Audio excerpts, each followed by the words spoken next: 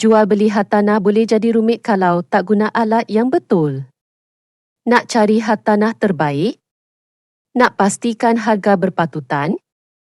Nak urus dokumen dengan mudah? Dalam video ini, saya akan kongsikan 3 alat pintar yang akan memudahkan urusan jual beli hartanah anda. Jangan bazir masa pusing kawasan atau bergantung hanya pada ejen.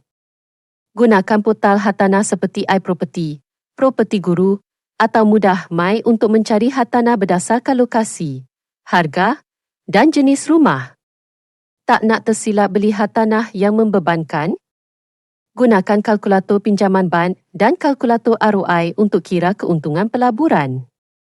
Banyak laman web seperti Loan Street dan iMoney sediakan alat percuma ini. Bosan dengan dokumen bertimbun dan urusan lambat?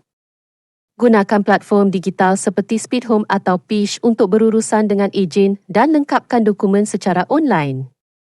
Jangan biarkan jual beli hartanah jadi susah. Gunakan teknologi untuk mudahkan urusan anda. Like, share, follow untuk lebih banyak tips hartanah.